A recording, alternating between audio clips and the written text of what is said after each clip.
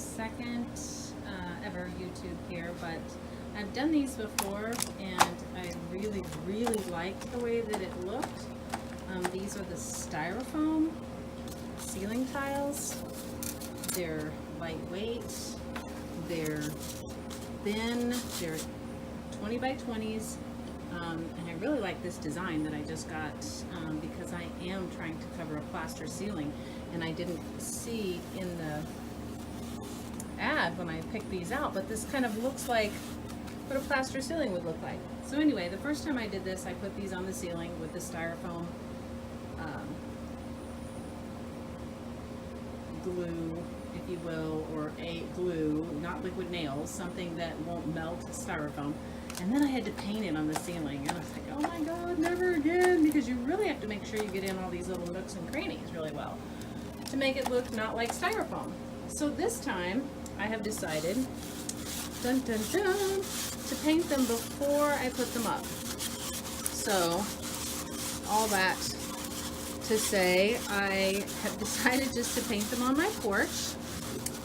It's working really well because I was like, oh, I'll paint them on a glass table. That way it doesn't matter if I get it on the glass. I'll just take a razor blade and I'll get it up off the glass. And then I thought, ingenious idea. We'll stack them and paint them on the top of the stack, and then I won't even get any paint on the table.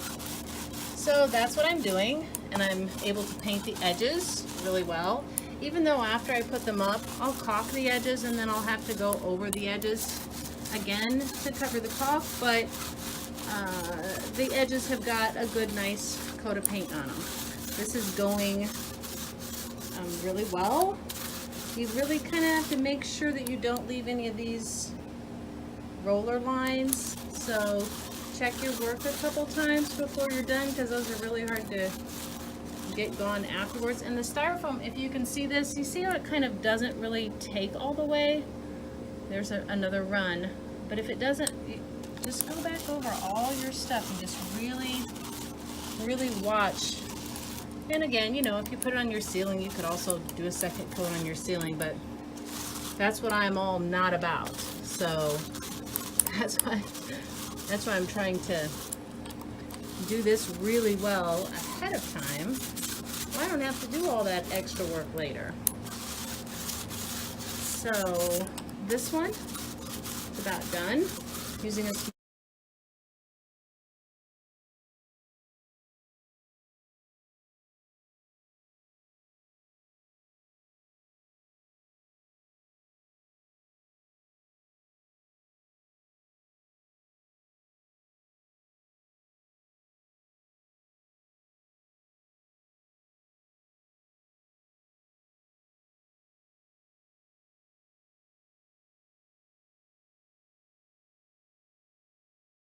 So here's my stack. I started on the bathroom.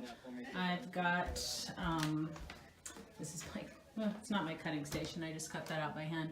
But here is my start. I chose to go in the farthest corner from the door and start there. Nothing about this bathroom is square. So again, I'm covering up a plaster ceiling that has cracks in it.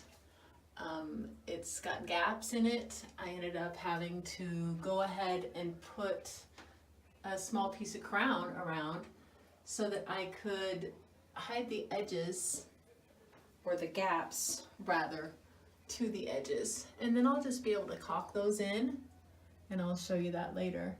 But this one, trying just to put the corner in there, it was gapped on this side or this side, so I kind of tried to split the difference with the gap. So I like it. It's turning out really well. I'll caulk all these seams, and then I'll put that paint on there that I talked to you about. I cut around this light already, and what I'm cutting around now is this pole. Put that one in, and I'll let you see how it turned out. Okay, so I'm filling in the edge here. You can see I had less than 1/4 of a tile. Anytime you have less than 1/4 of a tile, you don't want to try and split the difference and have part of a tile on each side. So I went ahead with a full tile on that side. on the edge, and this is the only side that'll have a partial tile. But when you cut these, just make sure that you measure here to here and there to there, because that first one was 4 3/4 inches on that end and 5 1/4 inches on this end. So there was a full 1/2 inch difference, and that's just how my plaster walls are. But this will caulk in just great. Then I'll paint it again and it'll look fabulous. Okay, so I'm completely finished. And it turned out great. I'm very happy with it. Down at this end, I only had 1.5 inches tile. So you see the gaps here from where I cut it? Now I'm just going to go in and caulk all of this. So I have already caulked this end, and that had a gap just like the other side, but just smoothing a bead of caulk in there, you can't tell it at all. And now right here, that's where I've stopped, and so I'll caulk all these seams, and then I'll put the paint that I used, which is ceiling paint, and it'll be done. So all done. Very happy. I think it looks great, and I hope it helps you.